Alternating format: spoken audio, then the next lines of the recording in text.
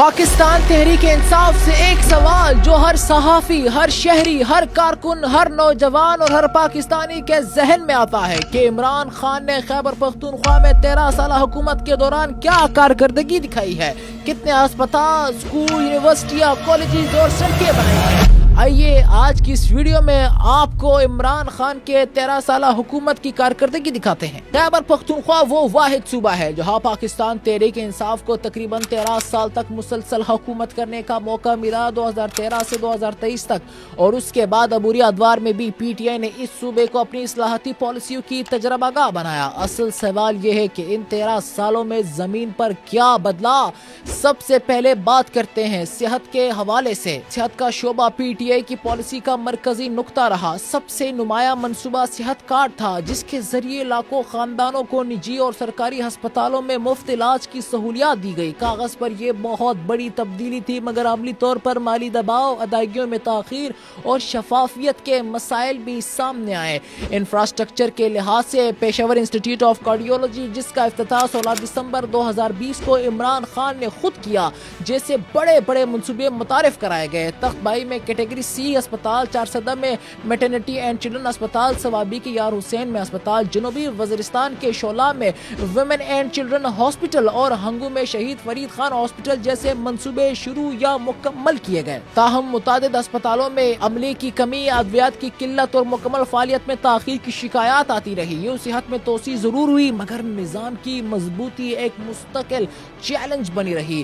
اگر بات کریں تعلیم کے شعبے کی، تو اعلیٰ تعلیم کے شعبے میں پی ٹی آئی کے دور میں اداروں کی تعداد میں واضح اضافہ ہوا۔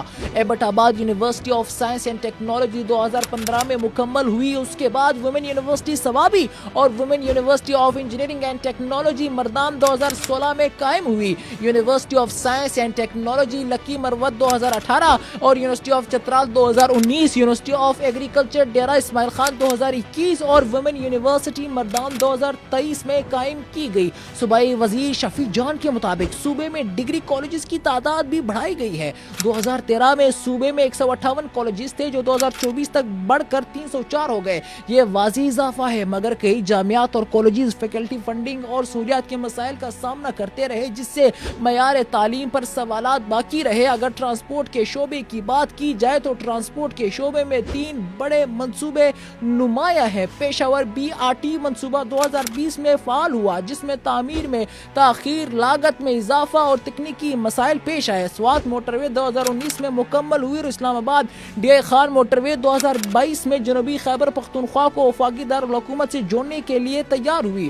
سفری سہولیات بہتر ہوئی، مگر صنعتی اور معاشی فائدے محدود رہے، کیونکہ موٹر ویز کو مقامی معیشت سے جوڑنے کی واضح حکمت عملی موجود نہ تھی۔ اور اگر پانی کے شعبے پر نظر ڈالے تو پاکستان تحریک انصاف کی حکومت نے خیبر پختونخوا میں پانی کے شعبے میں خاص توجہ اسمال ڈیمز پر دی۔ 13 سال کے دوران صوبے میں 30 چھوٹے ڈیمز منصوبے مکمل کیے گئے، جبکہ 10 منصوبے بندوبستی اضلاع میں اور 11 منصوبے ضم اضلاع میں جاری ہے۔ یہ اقدامات ہزاروں ایکڑ زمین کو سیراب کرنے اور مقامی زراعت کو فروغ دینے کے لیے کیے گئے ہیں۔ اہم اور مکمل شدہ اسمال ڈیمز منصوبے کون کون سے ہیں؟ لوغر ڈیم کرک 2018 میں مکمل ہوا، جبکہ جبا خٹک ڈیم نوشیرہ 465 ایکڑ پر مشتمل ہے، جو 2018 میں مکمل ہوا۔ غول بانڈا ڈیم کرک 2018، مردان خیل ڈیم کرک 2018 جو 1550 ایکڑ پر مشتمل ہے، درملک ڈیم کوہاٹ 2018 جو کہ 3500 ایکڑ پر مشتمل ہے، جلوزی ڈیم نوشیرہ 2015 1400 ایکڑ پر مشتمل ہے،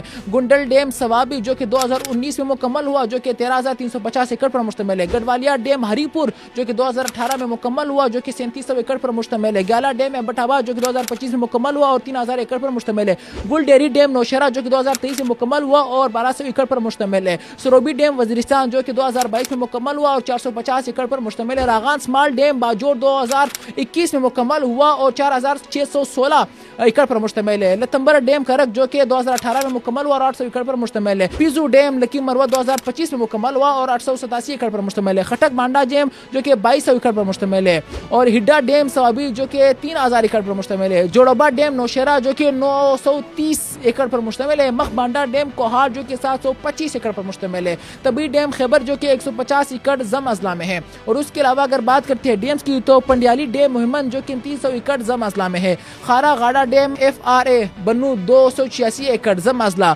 GM मोहम्मद 200 एकड़ ज़म अजला, बरकस डैम खैबर जो कि 200 एकड़ है वो भी ज़म अजला के अंदर है। और उसके अलावा मकूडन डैम खैबर 200 एकड़, बंदोबस्ती अजला में जारी स्मॉल डैम्स मंसूबे, सिटी कली डैम बन्नू जो कि 2600 एकड़ पर मुश्तमिल है, चश्मा कूड़ा खेल डैम खरक जो कि 3100 एकड़ पर मुश्तमिल है, सरोजी डैम हंगू जो कि 1030 एकड़ पर मुश्तमिल है। और उसके अलावा मारूबी डैम नौशेरा 3000 एकड़ पर मुश्तमिल है। अगर आगे बात करें सनम डैम लाहौर दीर की तो 3150 एकड़ पर मुश्तमिल है। अचार नाला डैम मानसेरा 1745 एकड़ पर मुश्तमिल है। उसके अलावा मंचूरा डैम मानसेरा 5000 एकड़ पर मुश्तमिल है। झंगड़ा डैम एबटाबाद जो कि 2000 एकड़ पर मुश्तमिल है। चमक मायरा डैम एबटाबाद 3000 एकड़ पर मुश्तमिल है। और उसके अलावा चीरा डैम हरीपुर 2500 यानी 2500 एकड़ पर मुश्तमिल है। कबायली अजला में जारी स्मॉल डैम्स मंसूबे कौन कौन से हैं आपको बताते हैं। शकी डैम जनूबी वजीरिस्तान जो कि 1400 एकड़ पर मुश्तमिल है। अब्दुल शकूर डैम मोहम्मद पीने के पानी के लिए। और उसके अलावा छावतोंगी डैम जनूबी वजीरिस्तान जो कि 1800 एकड़ पर मुश्तमिल है। बाज अली डैम खुरम जो कि 1352 एकड़ पर मुश्तमिल है। जकर खेल डैम शुमाली वजीरिस्तान जो कि 1605 एकड़ पर मुश्तमिल है। जंगूटी डैम शुमाली वजीरिस्तान जो कि 600 एकड़ पर मुश्तमिल है। रमक डैम डेरा इस्माइल खान जो कि 617 एकड़ पर मुश्तमिल है। गौसोसी डैम जिला टांग जो कि 1420 एकड़ पर मुश्तमिल है। गंडीवाम डैम जनूबी वजीरिस्तान जो कि 2805 एकड़ पर मुश्तमिल है, जबकि डैम जिला खैबर 450 एकड़ पर मुश्तमिल है। ये मुनसूबे न सिर्फ मकामी ज़राअत को सहारा देते हैं बल्कि पानी की कमी के मसाइल को कम करने में भी मददगार साबित होते हैं। ताहम कई मकामात पर water challenges, command area development और मकामी मैनेजमेंट के मसाइल रह गए हैं और कुछ मंसूबे मुस्तकबिल में मुकम्मल होने वाले हैं। गवर्नेंस और एहतसाब पर बात करते हैं तो गवर्नेंस और एहतसाब PTI की सियासत का बुनियादी नारा रहा है। खैबर पख्तूनख्वा एहतसाब कमीशन कायम किया गया मगर कानूनी कमजोरियों और सियासी तनाज़ात के बायस मौसर साबित न हो सका। बलदियाती निज़ाम के जरिए इख्तियारात निचली सतह तक मुंतकिल करने का दावा किया गया मगर फंड्स और फैसला साजी ज्यादातर सूबाई हुकूमत के पास रही। एडिटर जनरल और पब्लिक अकाउंट्स कमेटी की रिपोर्ट्स में बेज़ाब्तगियों की निशानदेही होती रही। पुलिस इस्लाहात निस्बतन कामयाब रहे मगर मजमूई गवर्नेंस में पायदार इदारा जाती तब्दीली महदूद रही।